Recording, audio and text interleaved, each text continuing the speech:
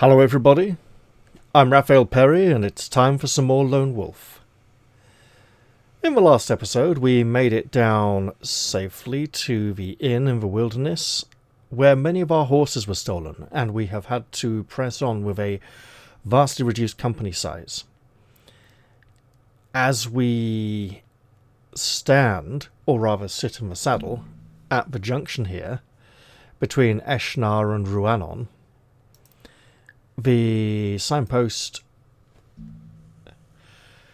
indicates Ruanon is 60 miles to the south and Eshnar 40 miles to the east, and it's getting late and we do want to go rest somewhere. We did get a warning from the travelling players that there wasn't much of a crowd in Eshnar, and it was very quiet and grim. But we do want to rest rather than push on through the night. We won't be able to rescue any of some lending soldiers if we're too tired to lift a finger to aid them. And from what I recall, the story is slightly better if we go to Eshnar first. Only slightly, mind you. It is noon on the following day when you reach the outskirts of Eshnar. To the south, the wooded hills gradually ascend towards the magnificent snow-capped peaks of the Mayakan Range. It is a beautiful sight, one of stark contrast to the squalor of Eshnar and the desolate wildlands to the north. You ride along the only street in this dilapidated town and eventually arrive outside a large tavern called the Pick and Shovel. Your men are exhausted and badly in need of food and rest, but we have the Kai discipline of sixth sense. You have a very uneasy feeling about this town. So far, you have only seen women and children shuffling along the street. There has been no sign of any men whatsoever. The inhabitants all seem nervous and avoid looking you directly in the eye. Instinct tells you to turn around and leave as quickly as possible, and we will follow our instincts. They've been good for us so far.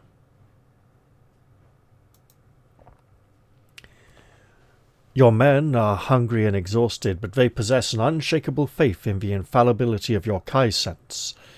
You give the signal to leave, but as you near the town entrance, you hear a thin whistling noise. A ranger at your side suddenly screams in agony, a flat circle of razor-sharp steel embedded in his chest. More of the discs follow, whistling down from the rooftops to claim their victims. One grazes the back of your hand before embedding itself in the neck of your startled horse. You are thrown to the ground and lose one endurance point. Well, 1, 2, 3. Yeah, we're on full health, so we go back up to 28, down to 27. And here we have a picture of the ranger with the disc embedded in his chest. No blood. But hey, it works as a picture. It's dark and you see more of them coming flying in like frisbees of doom. That is a beautifully decorated quiver and arrow case for that bow. No, it's just an arrow case. It's not a combined quiver and arrow case. Good to know. And we have decorations here on the harness of the horse. I was trying to remember if there's a specific name for that strap, but I knew and it wasn't coming to me. We got rivets on the belt. I love the fact that Gary Chalk's art gives the embellishments that make it feel like a medieval world. These strips on the back of the gloves feel a little more modern, but only slightly. Staggering to your feet, you run, half crouched, to the shelter of a wagon. 2 of your men lie dead upon the road, and the others have escaped the ambush and are galloping away from the town, hidden by the rising clouds of dust. Did we fall off the horse? Thrown to the ground? Yes, okay, good. You turn to see a bandit warrior standing at a nearby balcony. He is dark-skinned with oily black hair and a beard. He flicks his hand and a deadly disc whistles towards your face. If you possess the summer sword, then we get to regain that point of health as we are healing. You draw the sword just in time to save yourself. The deadly disc is sliced in two on the edge of your golden blade, and the semicircles of twisted steel scream past barely inches from your cheeks. You roll away from the wagon and sprint along a narrow alley leading to a bank of dense trees. As you enter the trees, you hear the shouts of the bandits close behind. We can press on towards the south or change direction and head west. So we are currently heading south from Eshnar then towards this mountain range.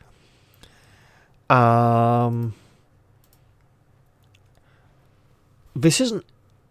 Right. In theory, heading west will follow the road, allow me to regroup with my rangers, and get me closer towards the River Xane and Ruanon. And they would expect that. But they would expect me to panic and run south towards the mountains. So... reverse fighting fantasy rule, because we can't go north or east. In which case our goal lies both to the south and west, but more west. We will go west. As you part the dense foliage, you suddenly topple headlong over the edge of a steep drop and fall with a crash into a wide forest track below. Less than 10 feet away kneels a bandit examining the hoof of his horse and prizing out a sharp stone from the animal's shoe with a long, curved dagger. The noise of your fall alerts him, and he turns with his weapon raised to attack, after probably jabbing the horse in the hoof with the dagger after being startled. This bandit has a combat skill of 16 and endurance of 24. He is a well-trained bandit warrior, and that's because these bandits warriors are no mere brigands. We have already had indications that they are actually soldiers from Vasagonia, encroaching on our lands. Fortunately, with the summer sword, the silver helmet, and the shield, we have a combat skill of 31, which is absolutely ridiculous. So, plus 15, we're in the top column.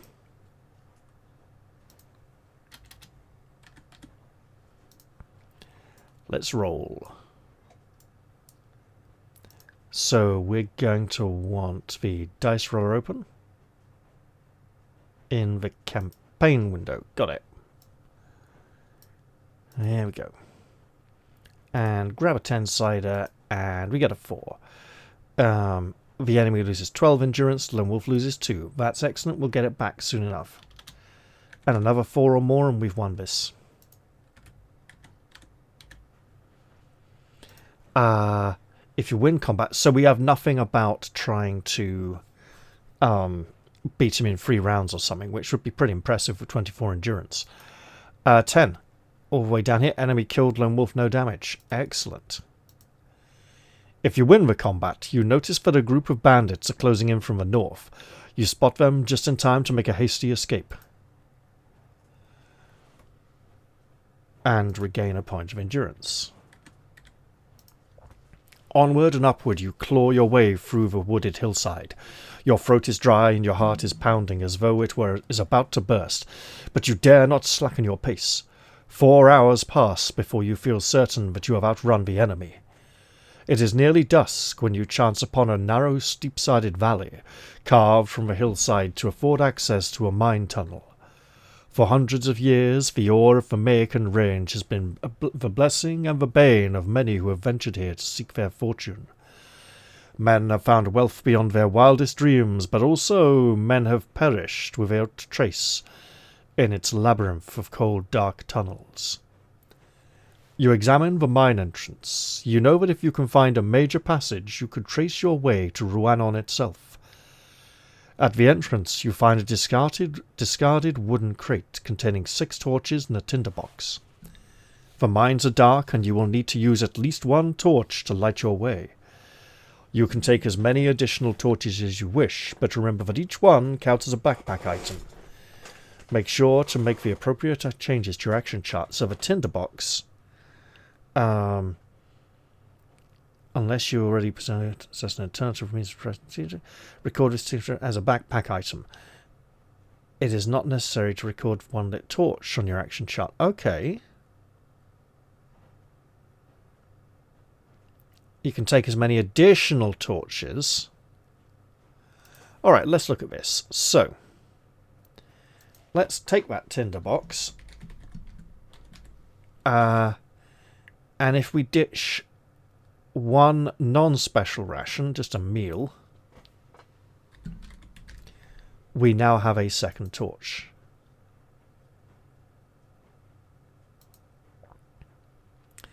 And as a non-combat section, this pushes us back up to full health. I'm thinking I might go for brackets, so it would be like 31...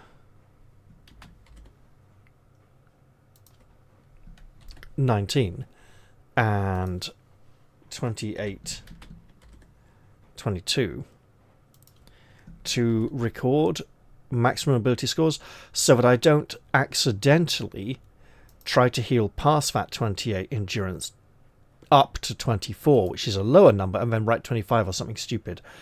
I haven't fully decided if I want to do that yet, because it's not the usual sort of notation I'm used to, but it may be helpful in the future to take into account what's actually bonuses and benefits as opposed to injuries. In the flickering light of your torch, you can see that the tunnel is divided by a crisscross of props and beams. The rock is damp and a narrow rivulet of ore-stained water runs along the tunnel floor. You soon reach a junction where the tunnel heads off to the left and right. Now, theoretically, we're heading south from Eshnar, trying to get to Ruanon. I don't know if this tunnel has twisted and turned at all, but left would probably take us further away and right would probably take us closer to our objective. We also do possess the discipline of tracking. Had it since Book 1. You sense that the left tunnel leads away from Ruanon. Without hesitation, you turn and head off towards the right. The tunnel descends for miles into solid rock. You are occasionally startled by unexpected swarms of glowing mine flies or fluttering bats swooping out of the darkness, attracted by your body heat. You eventually reach a chamber where a small wooden hut has been built against the wall. You are now desperately tired and in need of sleep. You know what? We shall attempt to rest. Is it possible that pressing on regardless of fatigue will cause us to encounter something that will have moved on and not be there by the time we've finished resting in the hut? Is there a limited window of opportunity to gain a particular item? I'm not sure.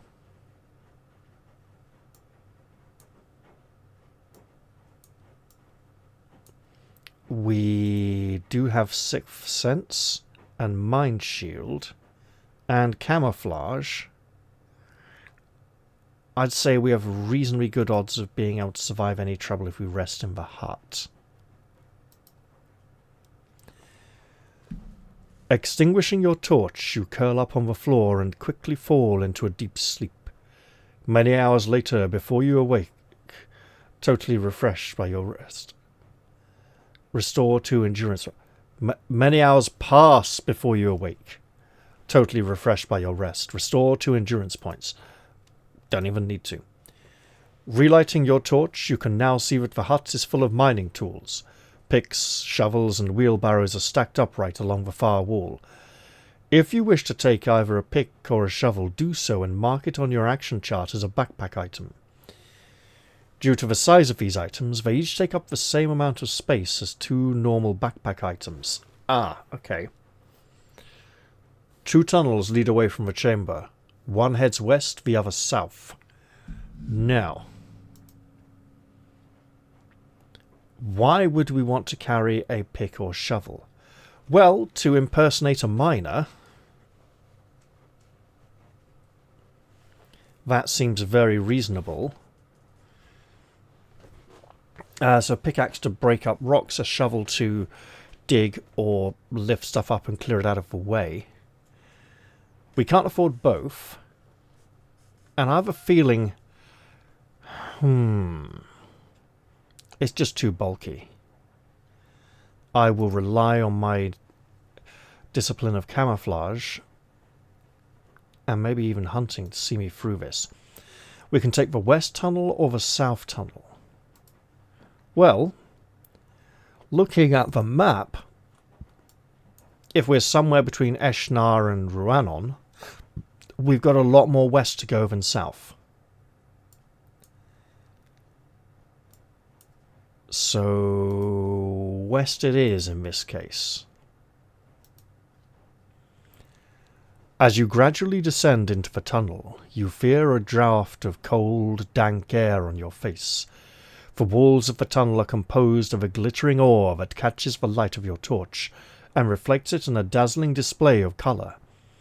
As your eyes follow the dancing lights, you suddenly notice that the floor is covered with pink fungi. If you have the Kai discipline of healing and have reached the Kai rank of Warman, I suspect we have, as we've played every book so far. But just to be certain, so 5, 1, 2, 3. Oh! Book 1 gets us to Aspirant, Book 2 gets us to Guardian, Book 3 gets us to Warman or Journeyman.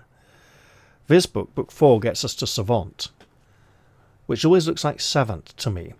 And then Book 5 would theoretically get us to Master, but it won't.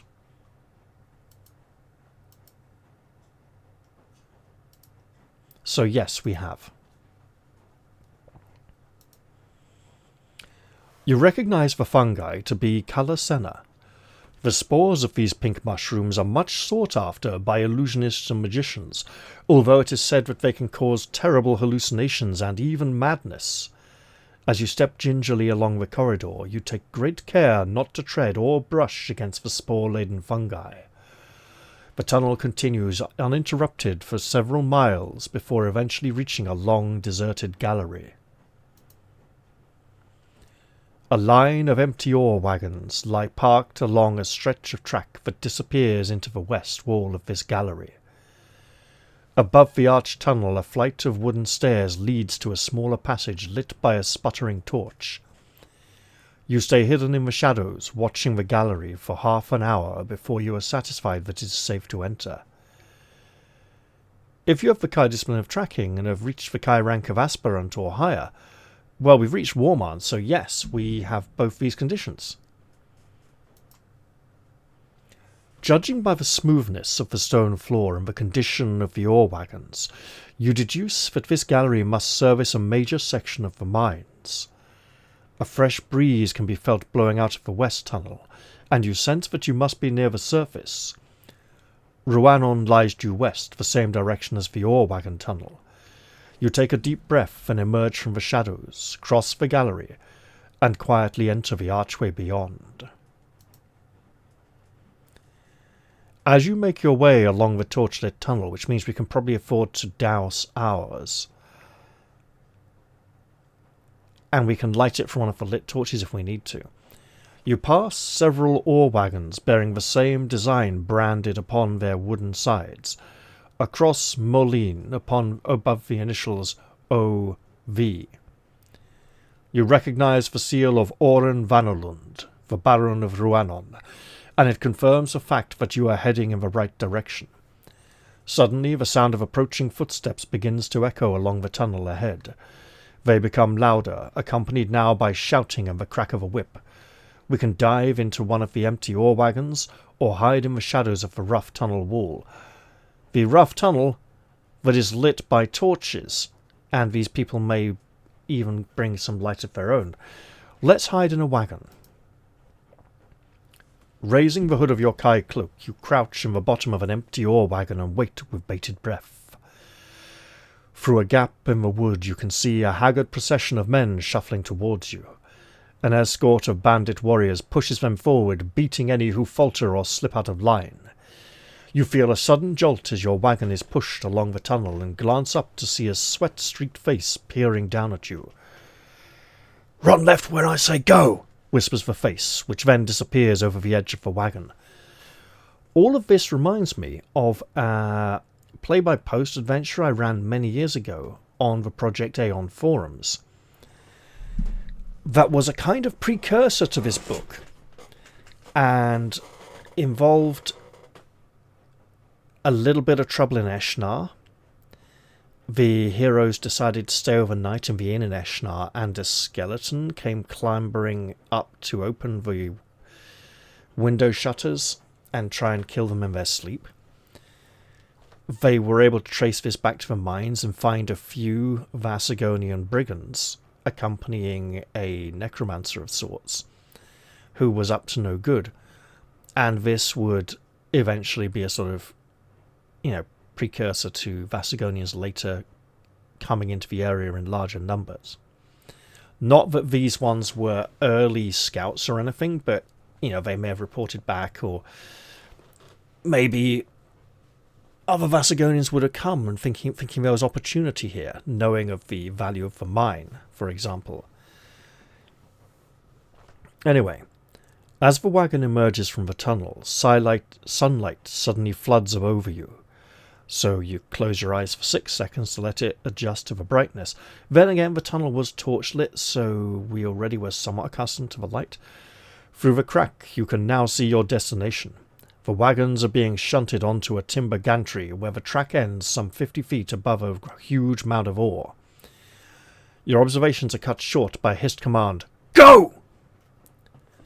We can leap from the wagon and run left, trusting the person who hasn't betrayed our presence so far, jump from the wagon and run right, completely distrusting this person, or ignore the command and stay where we are and probably get tipped down onto the huge mound of ore off the gantry. We will jump out of the wagon and run left and just trust that this person has our best interest at heart.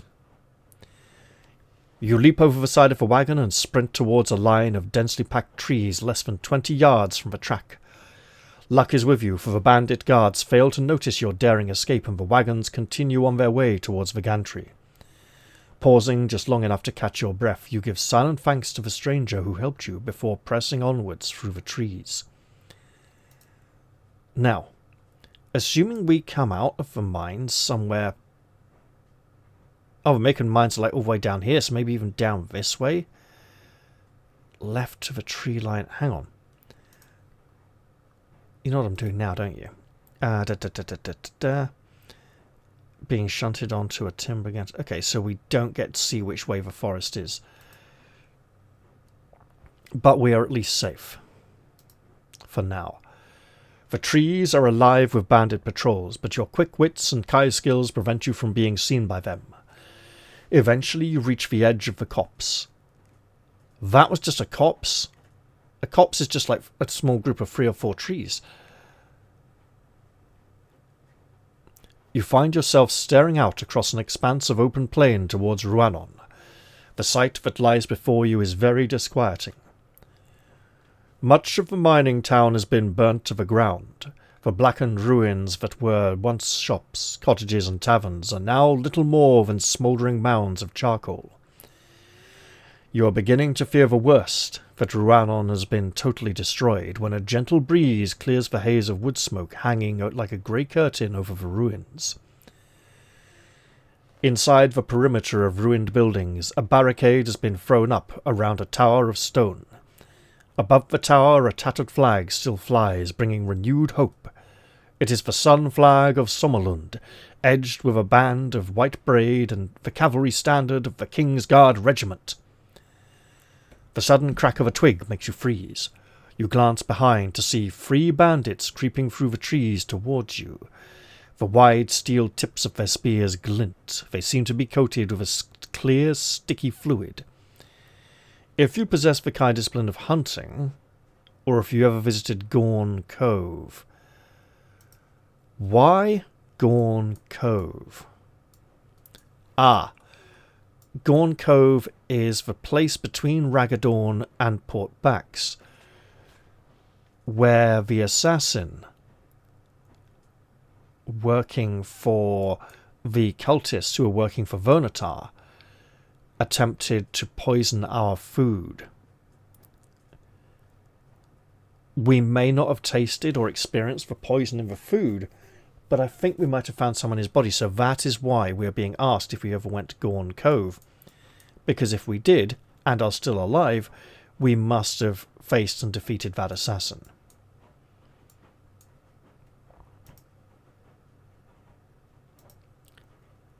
You recognize Nardern sap dripping from their spears. It is a deadly poison.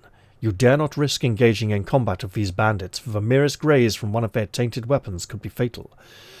Leaping to your feet, you race away from the trees and run towards Ruanon. From all along the forest edge, groups of bandits emerge from the trees, whipped and scolded by their bullying sergeants for allowing you to escape.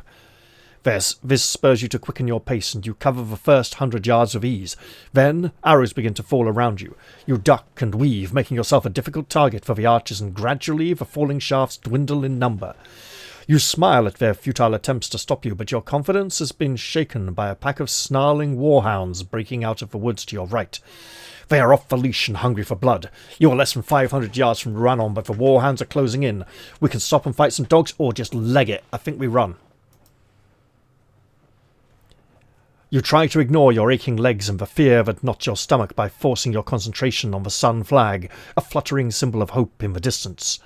Your face is streaked with sweat and your lungs feel as though they will burst, but you dare not slacken your pace. The thought of warhound fangs closing and tugging on your skin is all you need to drive you forwards. At 400 yards you see that the barricade and watchtower are inhabited, but at this distance the faces you can see are only a line of small pink dots on the walls. At 300 yards, you run into some gruesome remains, where the corpses of bandits lie twisted on the ground, most killed by arrows. Many have lain in the open for weeks. A flock of startled carrion crows rise shrieking from their feasts as you race through the bodies. You turn away in disgust. Suddenly, a new sound drifts across the plain, the sound of cheering. The beleaguered defenders have spotted you and recognize your green Kai cloak. 200 yards to go. You have just passed the ruins of a burnt-out cottage when you feel an agonizing pain tear through your left leg. An arrow has pierced your leg and you pitch forward into the mud and ash, but don't seem to take any damage from doing so. Crouched in the ruined cottage, a bandit sniper raises his bow and takes careful aim at your head. Pick a random number and try not to die. Okay, let's just see what we get. 'Cause, honestly, we just roll. We get a 1. Okay. An arrow hisses overhead. A scream of agony fills the air. The bow slips from the archer's fingers and he sinks to his knees, the arrow lodged deep between his startled eyes. The clack of fangs and soft pad of stealthy feet tell you that the warhounds are closing in. You look up to see a man running towards you from a barricade. He has a shield in one hand and a longbow in the other. It is Guard Captain Duval. He reaches you breathless from his run and draws an arrow from his quiver. Duval aims and fires, drawing another arrow from his quiver as soon as the first is loosed. The warhounds tumble and crash to the ground around you, felled by Duval's deadly shafts.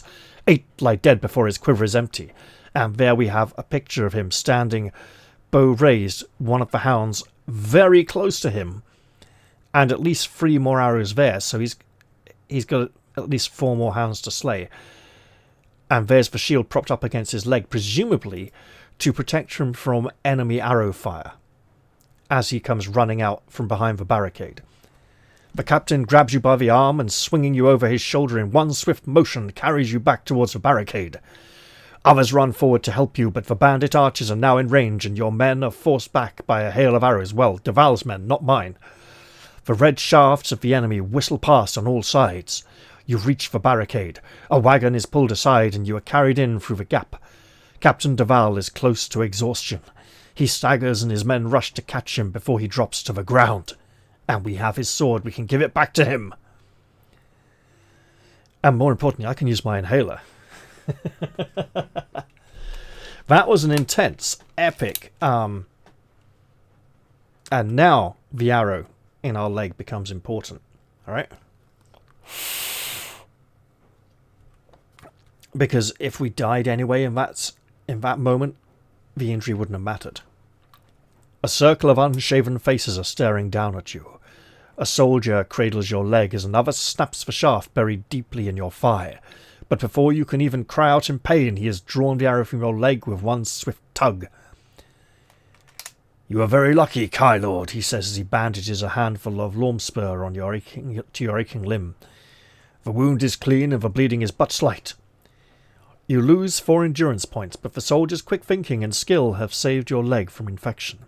With great care, the soldiers carry both you and Captain Duval into the stone watchtower. Now, we will lose 4 endurance points. Technically, our Kai ability of healing restores 1 point of endurance for every non-combat section. And it doesn't say we do this at the start of a section, it doesn't say we do this at the end of a section. We can do it at any time we want. I could restore 1 of those points now, but that feels like cheating. Because there's no order of operation, right? So I will just take the damage now and start healing in the next section. Oh look, back up to 25. I can't remember Captain Duval's voice from Book 2. "I was hoping the king would send a large search party," says Captain Duval wryly, now having fully recovered from his exhaustion. "I was beginning to tire of this town." You rise from your straw bed and offer your thanks to the captain. His brave and timely actions saved you from certain death. "'Tis nothing to compare with you, Lone Wolf. Your bravery is legend. Your presence here is worth 100 men. He asks you about your mission, and you recount the events that led you to this meeting. The ride south, the loss of your company, the passage through the Macon mines, and the bandits. "Yes, the bandits. Baraka's men," retorts Duval, his gruff voice conveying his contempt for them and their leader. "It seems we have both suffered at his hand. A month ago, he and his Vasagonian renegades ambushed my troop on the Ruanon pike. We were sorely outnumbered, and the fight was indeed bitter, but we broke free from them and escaped here to Ruanon. We have been beleaguered ever since, and praying for help to arrive. We have enough weapons to resist them, but we have barely enough food and water to survive. You ask what has become of the people of Ruanon. Most are now slaves. Baraka has taken the mines, and he uses the Ruanese as forced labour. Other than yourself, only 1 man has escaped from the mines and survived the warhounds and the bandit snipers. That man is Baron Oren Vanelund. Come, I shall take you to him." Duval leads you to the topmost chamber of the watchtower and pushes open an iron-shod door. The sight that greets you fills your heart with sorrow and pity. Alive, but not necessary for much longer then by the sound of it. And we have not yet had an opportunity to return Captain Duval's sword to him, and I strongly suspect that his survival may depend on it. Oren Vanelund is the 15th Baron of Ruanon, a noble warrior of royal lineage, and 5th in succession to the throne of Sommerlund. This once proud and chivalrous warlord now lies upon the cold stone floor of the chamber, red-eyed and whimpering like a frightened dog. "He has lost everything," says Captain Duval quietly. "Baraka has destroyed his castle, his land, his town, and his family. His sons are dead, and his only daughter has been taken captive by Baraka himself. I fear the ordeal has turned his mind." We're gonna get that picture open. The pathetic man raises his tear-stained face and with a feeble voice mutters a curious rhyme over and over again. "When a fair royal maid on the altar dies, the dead of Macon Gorge shall rise." We've heard that before and seen it written.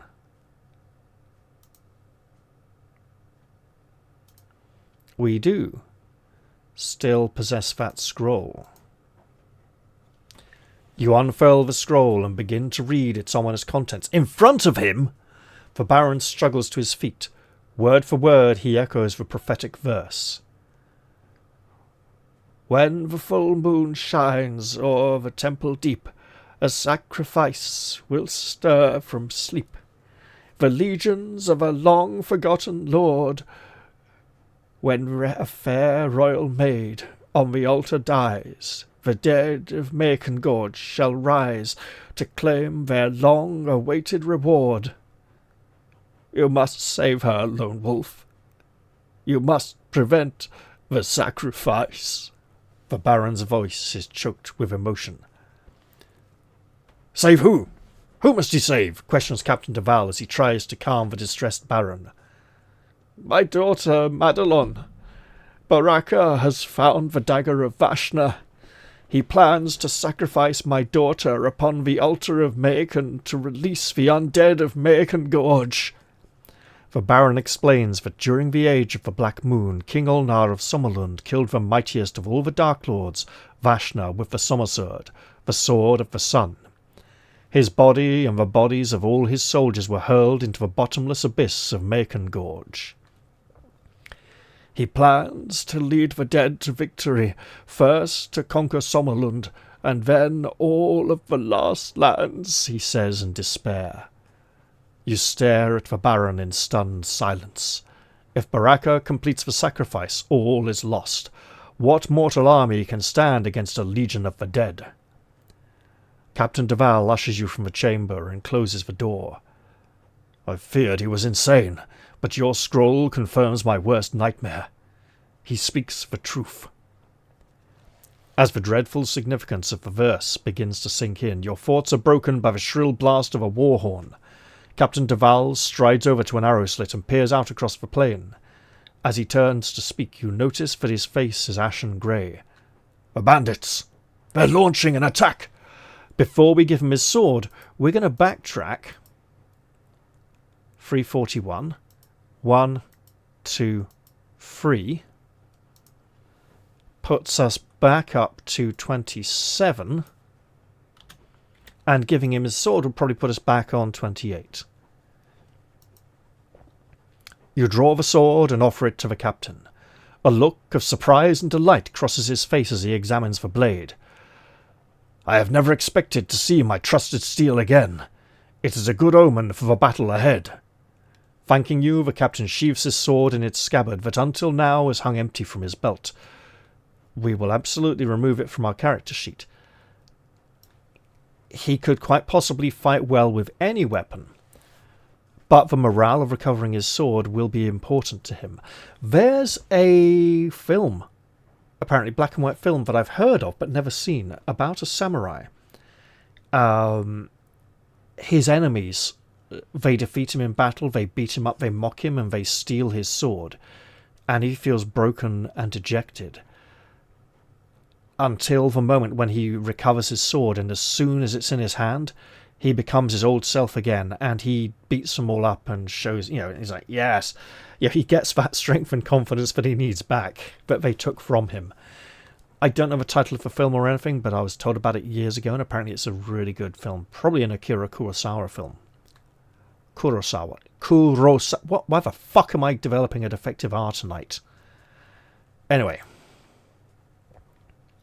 You follow Captain de Val as he hurries along the broad watchtower steps and out to the barricade. A rolling sound like distant thunder fills the air. Cavalry are pouring onto the plain from all sides, grouping up into battalions in preparation for the advance. Columns of foot soldiers in bright scarlet armour march through their ranks, herding a frightened wall of people before them. "They're Ruanese!" cries de Val, his hand shielding the light from his eyes. "That cur Baraka! He's using them as a shield!" And there we see some poor... That's probably one of our soldiers, actually, from inside. And they're hurling fiery explosives. All around you, the captain's men have drawn their bowstrings, awaiting his signal to fire. But it is an order he dare not give. Suddenly, a hidden catapult hurls a massive black rock through the air, straight toward the barricade. You stare in horror as it bursts into flame and disintegrates, showering a rain of blazing oil on everyone beneath. The soldiers cannot evade the deluge, and many are badly burnt before the flames are smothered. A battle cry resounds from the enemy ranks, the signal to attack. The Ruanese are pushed aside and trampled by the onrush of scarlet warriors who now race towards the barricade, and this warrior, he was already wounded before the missile was hurled, as we can see the bandage round his head. That's not from his recent injury. The blazing oil has scattered Duval's men, and the barricade is poorly defended. You hear Duval shout your name. His cloak and tunic are ablaze, and he is screaming for your help. We have indeed reached the Kai rank of warman, and possess 8 disciplines. You must rally the defenders, or all is lost. You order 2 soldiers to help the captain, and then leap onto an overturned wagon in order to see clearly the enemy advance. They have already reached the ruined perimeter of Ruanon, and are now creeping forward under cover of the broken cottage walls. You shout orders to Duval's men to defend the barricade, but the enemy are less than 100 yards from the wall. You are afraid it might be too late to repel their attack. The Vasagonian bandits break cover and charge, and you give the order to fire.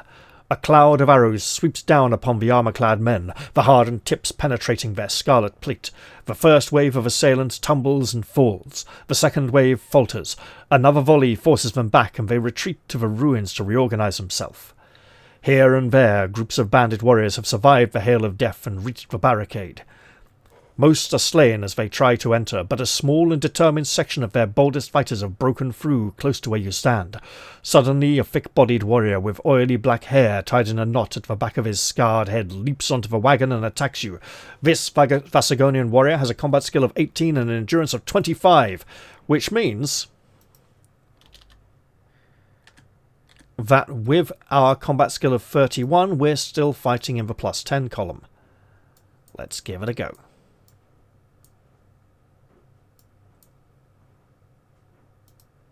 A 5. Lone Wolf takes 1 damage, the enemy takes 14. Oh well, that 27 is accurate then. I'll just pop that there because we did heal up a point for giving him his sword. And a 5, enemy takes 14, down to 11. We'll just get that there. And we'll roll again. A 2. Oh, Lone Wolf loses 2 endurance, and the enemy loses 10, down to a single 1 endurance point. A tenacious warrior indeed. But not necessarily for much longer. Another 2. Well, he got another hit in. I'll give him that. But he is a foe no more. He's scenery. Why scenery? Look, you can call him history if you want, but history is important and we learn from it. Scenery doesn't fight back. It just lies down and stays there. He's scenery. We did not jump off the wagon. We won the fight. Duval runs past the wagon, leading a dozen of his best swordsmen into countercharge and driving the enemy all the way back to the barricade. None escape alive. Those who survive Duval's swordsmen are cut open in the plain, are cut down on the plain by his archers as they run towards the ruins. The shout of victory has barely died away before you are faced with a new threat, but not before restoring a point of endurance. A mantlet, a large shield on wheels, is being pushed slowly across the body-strewn battlefield towards the barricade. Arrow shafts soon bristle from its thick wooden planks as Duval's men fire their bows time and time again in an attempt to hit the shielded foe. Suddenly, a robed figure darts from behind the mantlet and levels a black staff at the barricade. He is cut down by an arrow, but not before he has let loose from his staff a guttering ball of flame. It cartwheels across the plain and explodes with a tremendous roar, hurling the bodies of defenders and shattering barricade high into the air. Nope. Hurling the bodies of defenders and shattered barricade high into the air.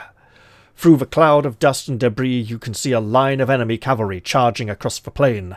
They wear tall, plumed helmets with polished steel and breastplates of deepest crimson.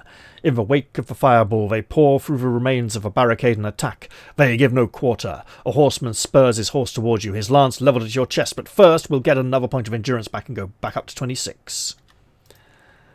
Also, that is a great picture of a mantlet. By the way. And we see here one of the dead Vasagonians. We can stand and fight the horseman or run for the watchtower. No, we'll stand and fight. We're in pretty good health with a ridiculous combat skill. and there's arrows and fireballs flying around all over the place. We might as well stand where we are. The horseman is charging at you very quickly. You will only be able to fight for one round of combat before the momentum of his attack carries him past you. He has a combat skill of 20 because he's on a horse and coming really quickly with a lance, and an endurance of 28. I will note his endurance points in case it is relevant in the next section. So at plus 11, we're still in the top column. A 4. Oh, we lost 2 endurance. He lost 12. I mean, hey, you know. This might not matter for actual health. The enemy definitely lost more endurance points than us. Your blow has unhorsed the bandit. He falls to the ground heavily, shattering his lance beneath him.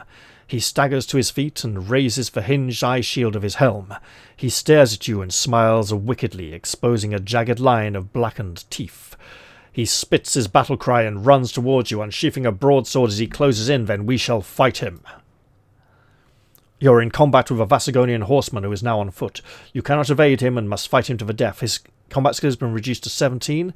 His endurance is 24 without the horse. We will consider this to be essentially a separate opponent. And at plus 14, we're still rolling in the best column.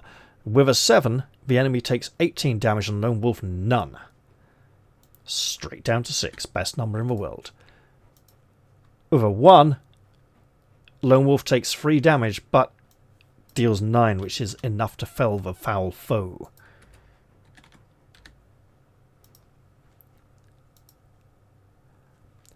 You run, half-crouched to the barricade, and prise a bow from the hand of a dead soldier. You have spotted the leader of the bandit cavalry, a tall, dark-skinned warrior with a thin, chiselled nose rallying his horsemen at the foot of the stone watchtower, which is what we would have run towards if we tried to avoid combat. You know you must kill him before he can regroup his troops, or Duval and his hard-pressed men will be ridden down and mercilessly slaughtered. We have a bow. We haven't performed archery before. You notch an arrow and draw back the bowstring. The straining cord bites into your fingers as you take aim. Pick a number from random number table. If we had weapon skill with any weapon, we could add 2 to this. We do not, so we're just going to roll, and we get a 9! Top of the pops. The arrow arcs through the smoke-blackened sky, and hey, it's been 2 sections since the fight, so we're back on 23 endurance. The arrow arcs through the smoke-blackened sky and pierces the officer's shining breastplate. You hear his scream of pain ring out above the din of battle and watch as his cruel eyes flicker and close. He swoons and slips from his saddle, your arrow lodged deep in his heart. "To me! To me!" Captain Duval's voice booms out above the battle noise. "Rally to me, some lending!" The brave captain draws about him a shielded wedge of soldiers and charges into the flank of the horsemen. They reel and buckle as the shield wedge hews its way through their company. A Vasagonian herald, his crimson armour torn and his face smeared with blood, breaks free from the battle and sounds for retreat. You watch as the surviving bandits spur their mounts to the gallop, and desperate to escape from through the ragged hole in the barricade. No and there. I'll just do that whole sentence again. You watch as the surviving bandits spur their mounts to the gallop, desperate to escape through the ragged hole in the barricade. Gripped by fear and panic, they ride through their own foot soldiers who are advancing to support them. The infantry falter and collapse as the cavalry ride them down. Ah! And he's getting shot through the neck, and he's getting shot in the shield, and looks pretty miserable about the whole situation. Captain Duval leads his men to the barricade and directs a lethal volley of arrows into the shattered infantry. It is the last straw. They throw down their weapons and flee from the clouds of arrows raining down on them from out of the smoke-filled sky. A battle cry, proud and strident, pursues them across the plain. "For Sommerlund! For Sommerlund!" And we are absolutely opening that one as well, because why not? I'm pretty sure there's a good picture of that Vasagonian horseman charging with his lance. I will probably look up that one for the episode thumbnail. All around the barricade and going back up to 24 endurance points, the enemy are retreating in disorder. Bandit war horns announce the withdrawal, exhorting their defeated warriors to flee the battlefield. A jubilant Captain de Val emerges from the war smoke, his eyes shining like jewels beneath the rim of his battered helmet. "We are triumphant, Lone Wolf! We have vanished the foe!"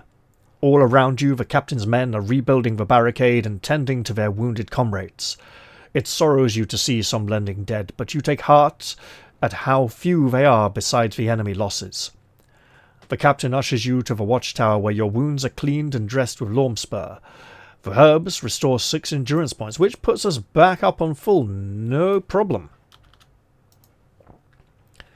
"We have beaten this foe, but I fear it is a temporary reprieve," says the captain, his face now composed and sombre. "The sacrifice of Baron Vanelun's daughter must be stopped if we are to avoid catastrophe, for our strength will not avail us against a foe freshly risen from the grave." The words of the verse flood into your mind, and a chill runs down your spine as you realize what may lie ahead. In 3 days' time, when the moon is full, Baraka will sacrifice the Baron's daughter at the buried temple of Macon, a sacrifice that will unleash the dead of Macon Gorge, the chasm of doom.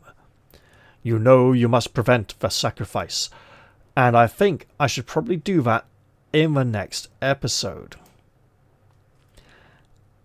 So I'm going to end this one here.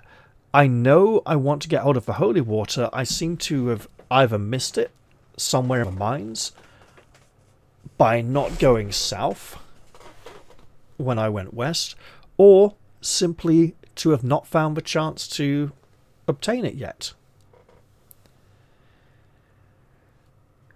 I'll read this section next time. I'll write the word begin there to remind me to read it. And there we have it. We've ventured east to Eshnar and discovered it an occupied village, making a pretense of business as usual while the brigands intimidate the remaining villagers. We've travelled through the mines, which we learned are being controlled by the Vasagonian brigands, and fought off virtually an army at Ruanon itself, and now we'll need to head to the Macon Gorge to prevent a foul ritual and save the Baron's daughter, technically not a princess. Actually, that's a very good point. A fair royal maid, so it doesn't explicitly say princess. And either way, we shall rescue the Baron's daughter Madelorn. And with that, I am going to end this episode here. I hope you've all enjoyed this one, and I'll look forward to seeing you all in the very next episode. I'll say goodbye for now though, and cheerio everyone. See you all soon.